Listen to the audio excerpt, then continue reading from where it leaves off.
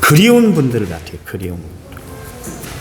제가 요 며칠 저희 어머니 생각이 많이 났습니다. 며칠째 그럽니다. 뭐 어버이 주일이어서 그런 것이 아니라 살아생전에 저를 따뜻하게 대해주시던 어머니가 생각이 나더라고요. 아버지는 그렇게 생각이 잘 안 나는데 어머니가 생각이 많이 나더라고요. 그 정도로 어머니는 늘 저희들에게 자애롭고 은혜를 끼치고 사랑으로 늘 돌보기 때문에 그런 것 같아요. 제가 저 둘째 아이 대하는 거 보면 오늘 아침에도 밥 먹으면서 그랬습니다만은 참 대단하다. 너는 어머니에게 너무 잘해야 된다. 조그만 일까지도 다 들어주는 거 보면 어머니의 마음이 아버지의 마음보다 더 깊지 않은가 그런 생각을 해봤습니다. 사실 우리가 살아생전에 아무리 부모에게 잘 해주었다 할지라도 돌아가신 후에는 살아계실 때 좀 더 잘해드릴 텐데 그런 생각이 들 때가 있잖아요. 나무는 고요하고자 하나 바람은 멋지 아니하고 자식은 봉양하고자 하나 어버이는 그를 기다려주지 않는다. 그런 말씀처럼 철들면 좀 부모에게 효도할까 그런 생각이 들면 부모님이 곁에 계시지 않는 것을 느끼게 돼요. 우리 민족의 가장 큰 전통 중에 하나가 뭐냐면 효사상입니다. 효를 가장 가치 있는 사상으로 그렇게 여겼습니다. 그래서 조선시대 때는 유교를 건국 이념으로 채택을 해서 효를 실천하고 살아가도록 온 백성들에게 그렇게 장려를 했었죠. 전국의 효자, 효부, 효녀들을 뽑아서 표창을 했습니다. 효는 백행의 근본이고 불효한 제의 양은 3,000가지 제 중에서 가장 큰 제다. 그렇게 이야기를 했어요. 그 100명의 효도담을 집대성해서 효자도를 만들어서 그걸 가지고 자식들에게 효도는 이렇게 하는 거야. 그러면서 가르치기도 했었습니다. 이처럼 예로부터 우리 민족은 부모를 존중하는 것뿐만 아니라 가족을 욕되게 하지 않아야 됐고요. 부모에게 좋은 음식과 의복과 따뜻한 방들을 제공해 드려서 편안히 모시는 것이 효의 근본이다. 그렇게 이야기를 했습니다. 계일선교라는 사람이 있는데 이 사람이 한국 땅에 와서 이렇게 선교 활동을 하면서 우리 이 한국 문화, 조선 문화를 보면서 그런 이야기를 했어요. 조선은 노인의 천국이다. 내가 다시 태어난다면 정말 한국에서 조선에서 태어나고 싶다. 그렇게 이야기할 정도로 한국 사람들의 그 효심이 깊다는 것을 계일선교사가 표현을 했습니다. 우리가 믿는 기독교도 효를 강조하고 있습니다. 성경은 우리에게 효도할 것을 곳곳에서 말씀하고 계시잖아요. 십계명을 통해서 내 부모를 공경하라 그랬잖아요. 그러면서 내 하나님 여호와가 내게 준 땅에서 생명이 기를 것이다. 그렇게 이야기를 했습니다. 잠언서에 보면 아비를 조롱하고 어미 순종하기를 싫어하는 자는 그의 눈이 골짜기의 까마귀에게 쪼이고 독수리 새끼에게 먹힐 것이다. 그렇게 이야기를 하고 있습니다. 독수리 새끼한테 잡혀먹는데 효도하지 않으면 그래요. 효도 교육이 자녀 교육의 근간이고 효도하는 자는 하나님의 은혜를 누리고 그래서 건강하고 행복하게 살아갈 수가 있다는 것이 성경 곳곳에서 지금 강조를 하고 있는 거예요. 요즘 시대에 어떻습니까? 결혼할 때 부모를 모셔야 한다. 그러면 그 사람은 결혼을 못한대. 결혼하기가 힘들대. 그만큼 사람들이 부모 모시는 것을 꺼리고 있습니다. 부모가 인생의 걸림돌이 된다. 그렇게 생각하기 때문에 그렇습니다. 그런데 생각해 보세요. 이 땅에 부모 없이 태어난 사람이 어디 있어요? 부모 없이 태어난 사람은 이 땅에 아무도 없어요. 다 부모님이 낳아주시고 길러주시고 책임져 주셨잖아요. 아니 부모만큼 자식이 잘 되기를 바라는 사람이 또 어디 있을까요? 그러므로 부모를 업신여겨서도 안 되고 홀대해서도 안 되는 거예요. 오늘 우리가 성경에 보니까 나옴이라는 여인이 있는데 이 여인이 루시라는 여인이 있는데 죄송합니다. 그의 시어머니 나오미를 정말 공경해 드렸어요. 그랬더니 다 쓰러져 가정 아닙니까? 아무것도 남아난 것이 없는 그런 가정이었는데 하나님이 그의 효심을 보시고 그 가정을 다시 일으켜 세웠던 것을 알 수가 있습니다. 그렇다면 우리는 어떻게 해야 부모에게 효도를 잘해서 정말 그 가문을 일으키는 그런 가정의 삶을 우리가 살아갈 수가 있을까? 첫 번째, 우리는 부모님을 부모라는 한 가지 이유만이라도 여러분 다른 거 단서를 달 필요가 없어요. 부모님이시기 때문에 반드시 우리는 공경해 드려야 돼요. 하나님은 자녀들아 주 안에서 너희 부모에게 순종하라 이것이 옳으니라 내 아버지와 어머니를 공경하라 이것은 약속이 있는 첫 계명이니 이로써 내가 잘되고 땅에서 장수한다. 그렇게 말씀을 하고 있습니다. 여러분 자녀들이 부모에게 해야 할 일이 뭐냐면 부모의 말씀에 순종해 드리는 거예요. 부모님의 말씀이 맞든 안 맞든 내 생각과 틀리든 그르든 부모님 말씀이기 때문에 순종해야 된다. 그리고 공경해 드려야 된다. 이것을 성경에서 강조를 하고 있습니다. 여러분 말씀에 순종하고 효행을 다해서 부모의 마음을 기쁘게 해드리고 살아가는 성도들이 되어야 할 줄 믿습니다. 이 말씀이 하나님이 우리에게 주신 첫 계명이다. 최고의 계명이다. 가장 큰 계명이다. 그렇게 말씀을 하고 있습니다. 그래서 여러분 부모에게 효도하는 사람들은 이 땅에 잘될 뿐만 아니라 장수의 축복을 누리게 된다. 그렇게 이야기를 하고 계세요. 이게 하나님이 주신 약속이에요. 약속이에요. 그 예가 오늘 우리가 읽었던 룻기서에 정말 효도했더니 이런 역사가 나타나더라. 그것을 보여주고 있지 않습니까? 시아버지인 엘리멜렉이 유대 땅 베들레헴 살고 있다가 흉년이 드니까 이방 나라 그리고 룻이 살고 있는 나라에 모압 땅으로 그렇게 이민을 갔습니다. 그에게 두 아들이 있었는데 기련과 말론이었습니다. 그곳에서 모압 땅에서 그러니까 오르바와 룻과 결혼을 해서 가정을 이루고 살았습니다. 그런데 시아버지가 죽고 말았어요.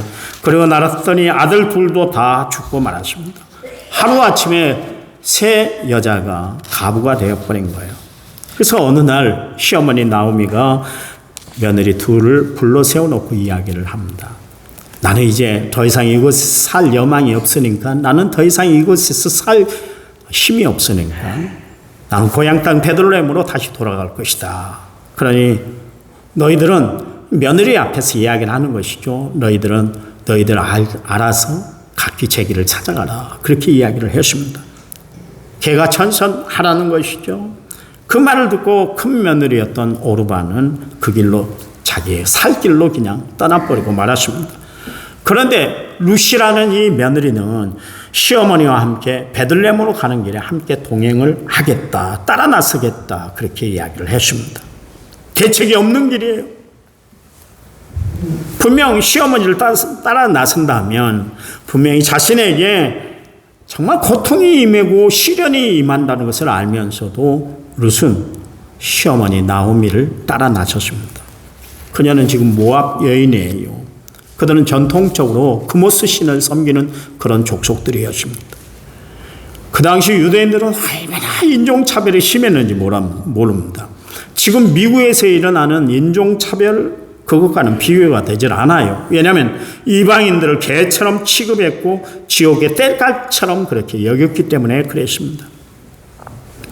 또한 시어머니 나오미와 함께 가는 길에는 고난이 훤히 보이잖아요. 그 길은 가시밭길이고 어떻게 손쓸 방법이 없는 그런 상태였습니다.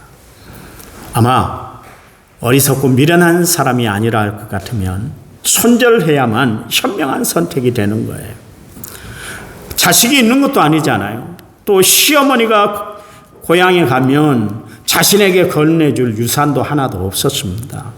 고통과 고난을 다 어깨에 짊어지고 살아야 할 그런 형편인데도 불구하고 룻은 시어머니 나오미를 공양하기 위해서 공경해드리기 위해서 효도하기 위해서 시어머니가 따라가는 길에 가는 길에 같이 따라 나섰습니다. 18절 룻이 자기와 함께 가기로 굳게 결심함을 보고 그렇게 말씀하고 있습니다. 왜 그랬을까요? 우리는 룻이 그렇게 시어머니에게 효도할 수 있었던 근거가 뭔가 17절 말씀에 있습니다. 만일 내가 죽는 일 외에 어머니를 떠나면 여호와께서 내게 벌을 내리시고 더 내리시기를 원합니다. 그랬습니다. 여러분, 어떻게 이런 고백이 나왔을까요? 내가 시어머니를 떠나서 내가 개가천선하고 내 갈 길 가버리면 하나님이 나에게 벌을 내리시고 나를 또한 힘들게 만들고 어렵게 만들 겁니다. 그렇게 이야기를 하고 있습니다. 룻은 참으로 마음이 고운 여인이었어요. 그녀는 잠언 31장에 나오는 현숙한 여인의 모본이 되는 그런 여인이었습니다. 세상이 좀처럼 찾아보기 힘든 여인인 것이죠. 비록 롯은 이방 여인이었지만 나오미 집안의 시집옴으로 말미암아 거기서 하나님의 말씀을 배웠던 거예요. 하나님의 말씀에 보니까 참 중심 사상이 뭐냐면 그거예요. 출애굽기 20장 12절 말씀에 내 부모를 공경하라 그랬습니다.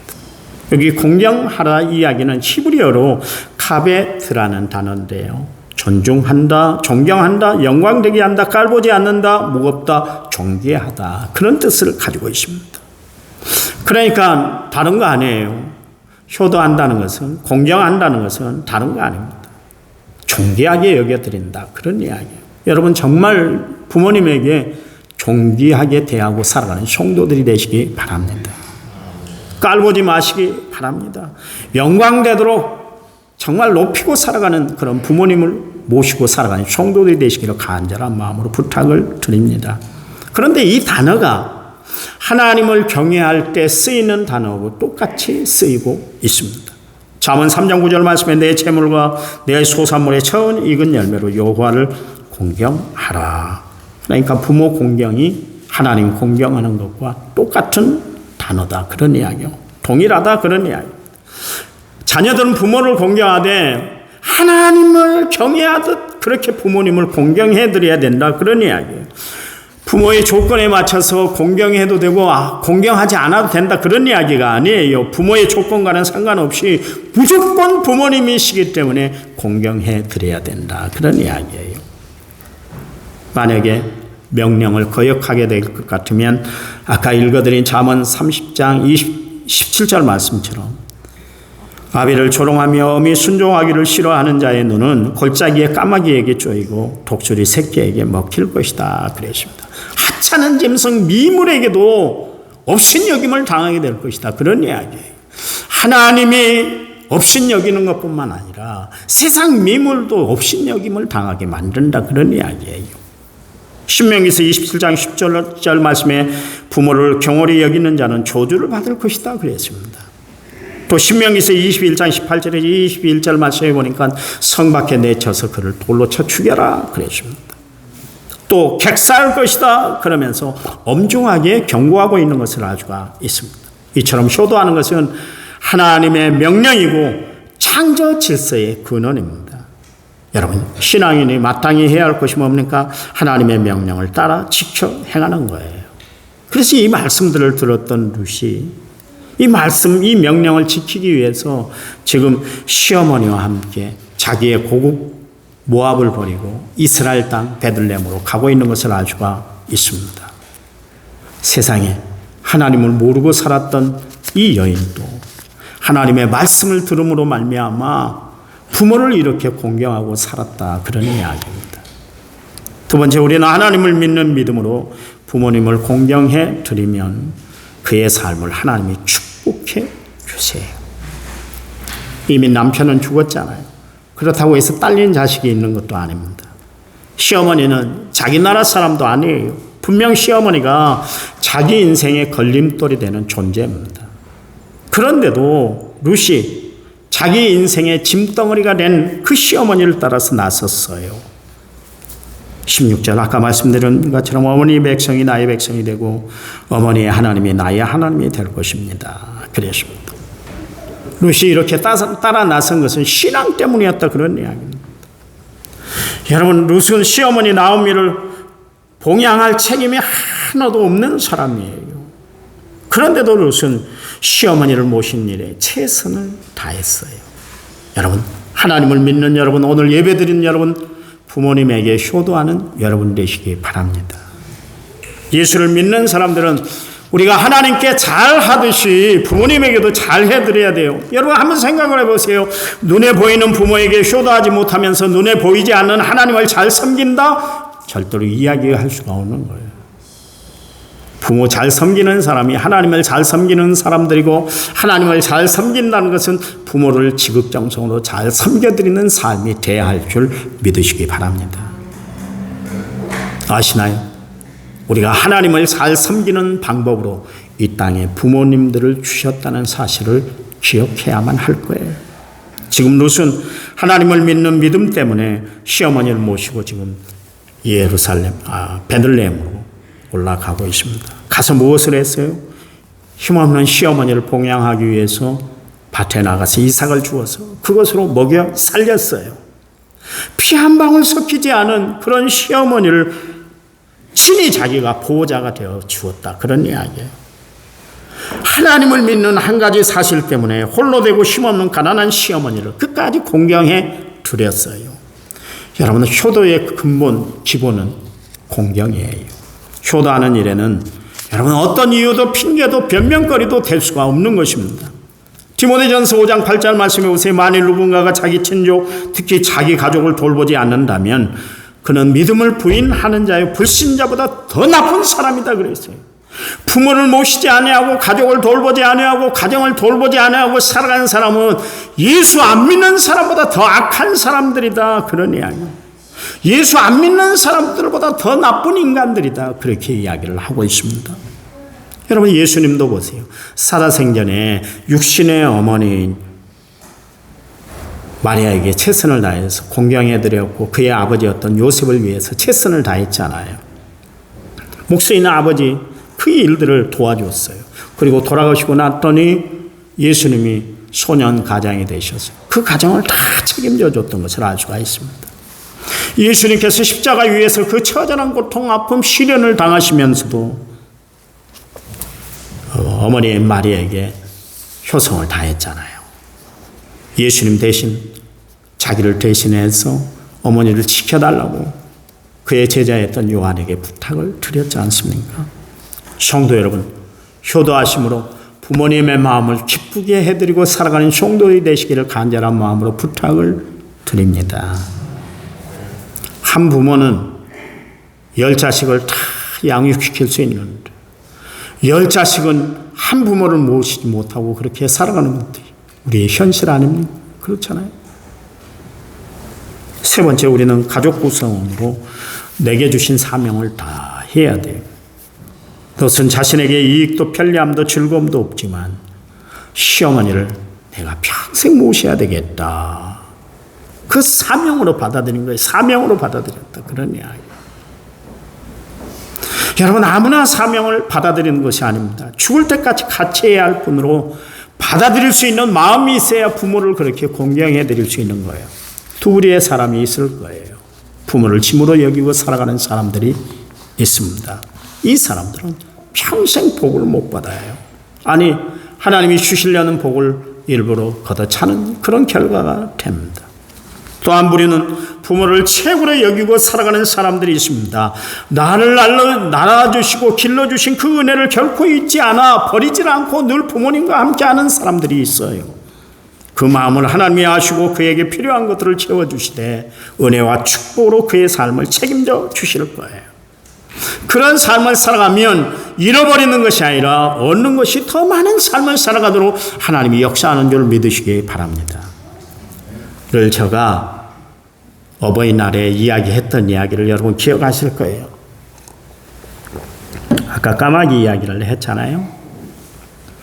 까마귀는 분명히 길조가 아닙니다. 우리는 가치를 보면 길한 소식, 좋은 소식이 전해질 것이다 생각을 하고 까마귀를 보면은 침을 뱉습니다. 군대에서요, 다 근무 쓰다가 까마귀를 만나면 막 쫓아냅니다. 소리를 질러요. 재수없다고. 아침에 까치가 깍깍 울려대면 야, 오늘 뭐 좋은 소식이 있을까 보다. 편지가 올려나 보다. 그렇게 생각을 합니다. 사람들은 까마귀는 흉조라 그렇게 이야기를 합니다. 근데요, 까마귀가 이런 짐승이에요, 사실은. 절대로 부모가 아래에 앉아 있으면 그 위에 앉는 법이 없대요. 부모 밑에 앉는대요, 부모 밑에. 그 말 못하는 짐승도 부모를 귀하게 여기고 높일 줄 알아요. 젊어서 다 부모 까마귀가 새끼 까마귀에게 먹을 것을 다 물어다 줬잖아요. 이제 나이가 들어서 부모 까마귀가 먹이 활동을 못하면 새끼 까마귀가 다 물어가지고 부모님 입에 넣어준대요. 이게 까마귀가 하는 짓이요. 까마귀가 하는 일이에요. 여러분, 우리가 까마귀보다 못한 존재가 되어서 되겠습니까? 그렇잖아요. 여러분, 우리가 룻을 통해서 감동을 받는 것은 그녀가 시어머니에게 했던 행동이 너무나 아름답기 때문에 그래요. 지금 룻은 그 시어머니 나오미와 그의 인생을 끝까지 하겠다. 인생을 같이 하겠다. 이야기는 내 손으로 장례를 치러드리겠습니다. 그런 이야기요. 끝까지 내가 돌보겠습니다. 그런 이야기예요.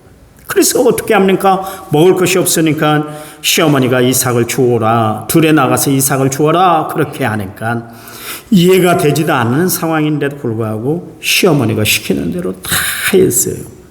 그러다가 베들레헴에서 누구를 만났어요? 보아스를 만났습니다. 결혼해서 아이를 낳았어요.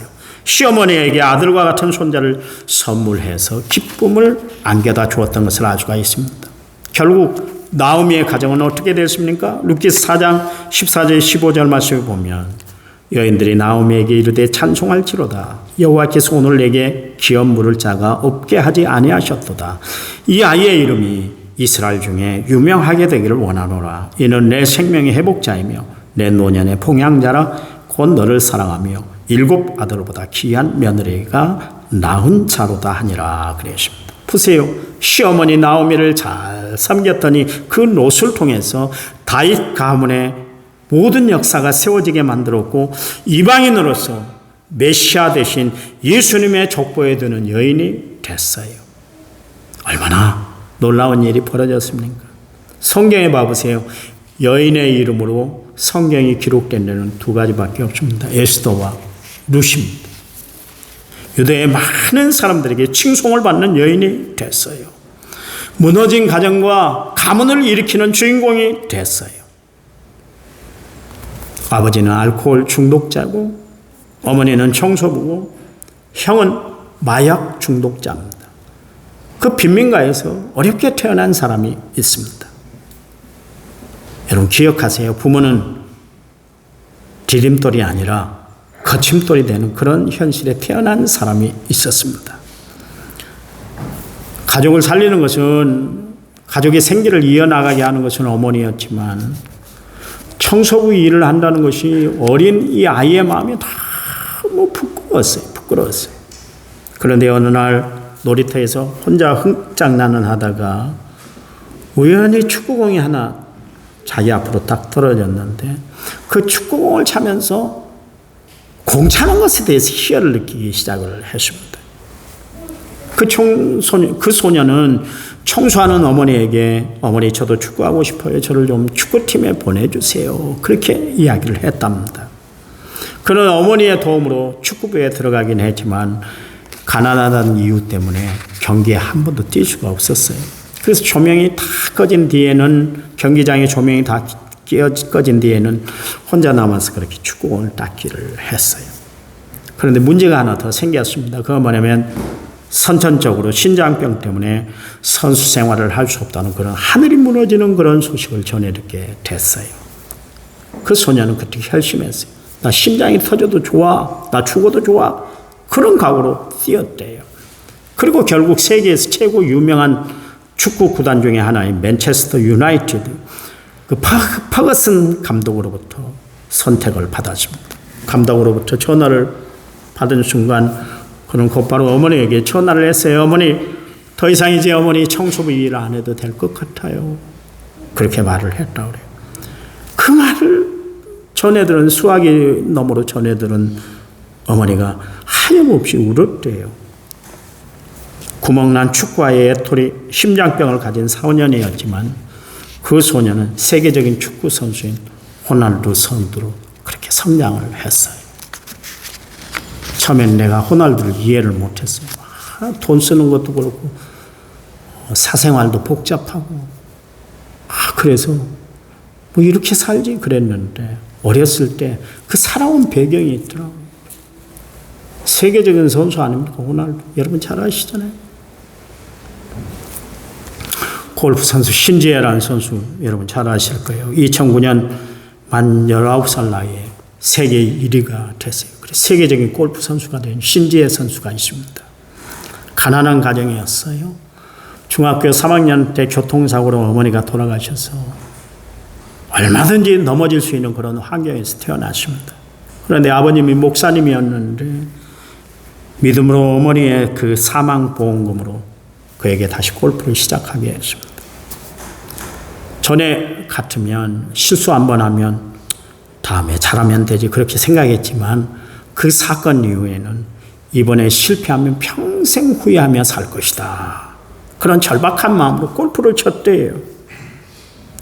여러분 부모가 돈이 많고 많이 배웠고 금수저를 물려줘야만 좋은 가문을 이루는 것이 절대로 아니에요. 보세요. 술 먹고 마약하고 대부분 그런 사람들을 봐보세요. 음주운전하고 그렇게 무인으로 살아가는 사람 아버지가 국회의원이라는 것 때문에 아버지가 재벌 갑부라는 것 때문에 엉뚱한 짓을 하는 사람들이 얼마나 많아요. 여러분 돈 많으면 좋죠. 좋은 부모 공부 많이 하는 부모 세상적으로 영향력을 끼치는 부모를 만나는 것도 참 중요하지만 그러나 그게 다가 아니에요. 그것 때문에 좋은 가문을 이루는 것이 아니에요. 성경에 보세요. 모세는 버려진 아이였습니다. 공자는 1살 때 아버지를 잃었고 루소는 태어난 지 얼마 안 돼서 데카르트도 1살 때 파스칼도 3살 때 각각 어머니를 잃고 살았던 사람들이었습니다. 레오나르도 다빈치는 사생아였고 스탕달, 보들레르, 단테, 토스토이, 바이런, 도스토옙스키 다 어렸을 때 부모님을 잃었어요. 여러분 유명한 세계사적인 인물 중에 불행한 유아 시절을 보낸 사람들이 의외로 더 많다는 사실을 우리는 기억하고 살아야 돼요. 이들은 어린 시절에 겪은 가혹한 가정환경, 역경의 고통, 무시와 업신여김의 아픔이 있었지만 그들은 부모의 환경 때문에 쓰러진 것이 아니라 고난과 역경을 이겨내므로 가정과 가문을 일으켰다는 것을 우리는 분명히 기억해야만 합니다. 성경에 보세요. 요셉 보세요. 사기꾼의 아버지와 질투심으로 싸우는 어머니 4명이 걸림돌로 만약에 받아들였다면 그 인생이 어떻게 됐을까요? 요셉은 부모를 디딤돌 삼아서 사명의식을 가지고 살아 애국의 총리 대신이 됐던 것을 알 수가 있습니다. 요셉은 그런즉 나를 이리로 보낸 자는 당신들이 아니요 하나님이시다 그렇게 고백하고 있잖아요. 저는 늘 생각해요. 그 부모의 그 자식이라고 생각을 합니다. 내가 부모에게 효도할 때 내 자식도 나에게 효도하는 거예요. 나는 그래서 이 말씀을 준비하면서 우리 서현석 집사님을 늘 생각을 했어요. 생각을 해요.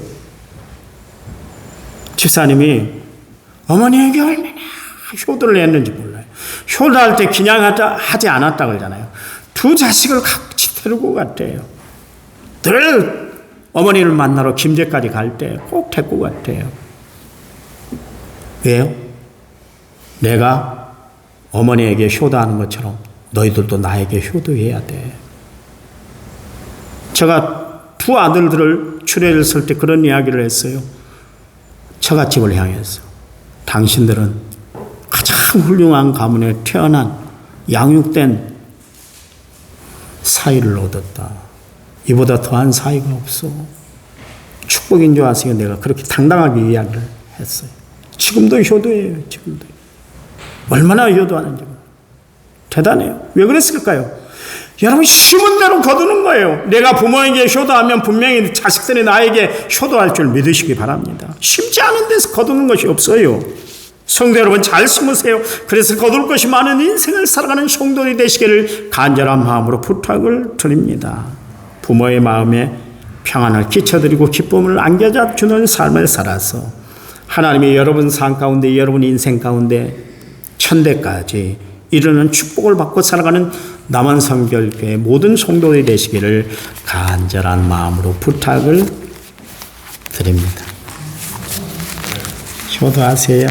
효도하세요. 부모님이 안 계시면 누구한테 효도해야 되겠어요?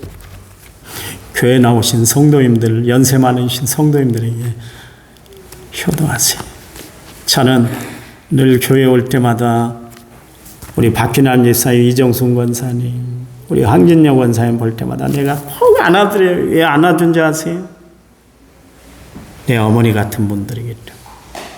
내가 살아생전에 부모님에게 다하지 못했던 효도를 하기 위해서 꼭 안아줘요. 그리고 기도해주고 그래요. 남에게 보이기 위해서 그런 것이 아니라 내 마음이 그렇다 그러면 하나님 감사합니다. 이 어린이 주일, 어버이 주일을 맞이해서 하나님 앞에 예배로 영광 돌립니다. 우리의 가정의 자녀들을 잘 양육시키는 책임을 저희들이 가지게 했사오니 잘 감당하여 하나님 앞에 영광 돌리게 하시고 저희들에게 주신 부모님들을 잘 보살펴 드림으로 공경해 드림으로 하나님의 축복과 은혜를 누리고 살아가는 저희를 되도록 도와 주시옵소서. 예수님 이름으로 기도했습니다. 아멘.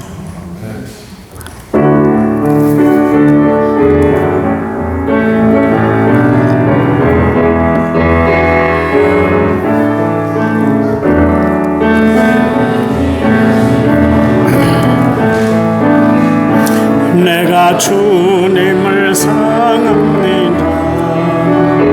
주는 나의 반석이시며 나의 요새시라.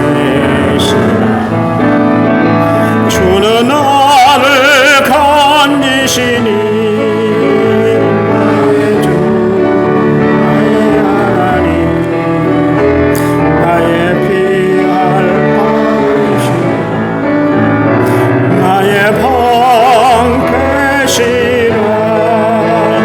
나의 하나님 나의 하나님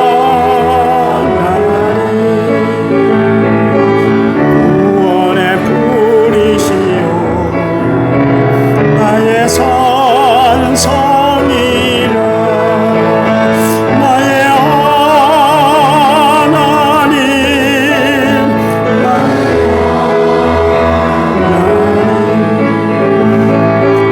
그는 나의 여호와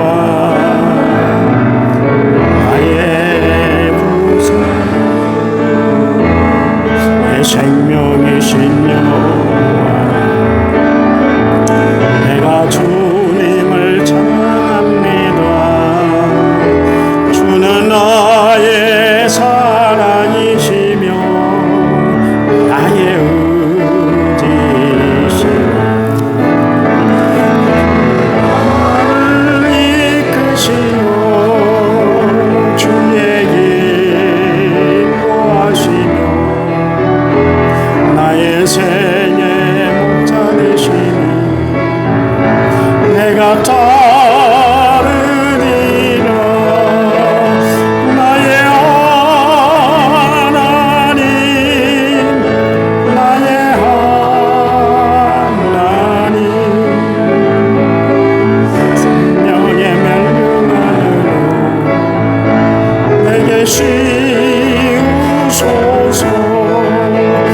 나의 하나님 나의 하나님 그 나의 여호와 나의 구속.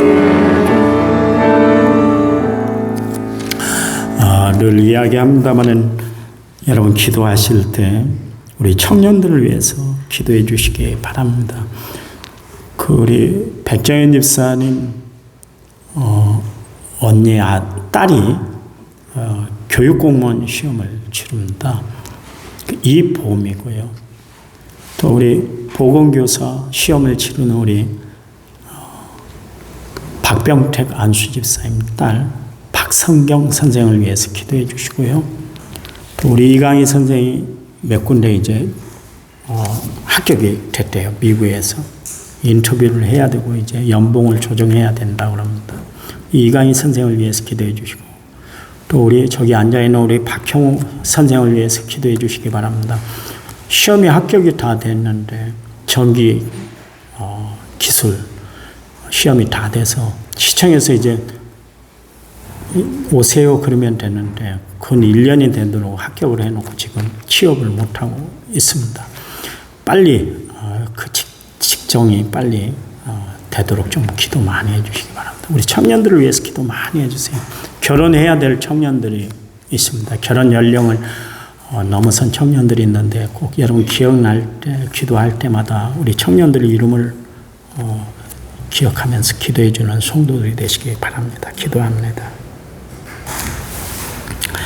이제는 길이요 진리요 생명 되신 우리 주 예수 그리스도의 은혜와 하나님 아버지의 지극하신 사랑과 성령님 위로교통 은혜 충만한 역사가 오늘 말씀을 받고 정말 효도하겠습니다. 결심 결단을 이루고 이천을 떠난 모든 성도들 위해 저들 삶 가운데 자녀들 위해 형편 위해 사업 위해 직장 위해 이제부터 영원토록 함께 하시기를 간절히 축원하옵나이다. 아멘.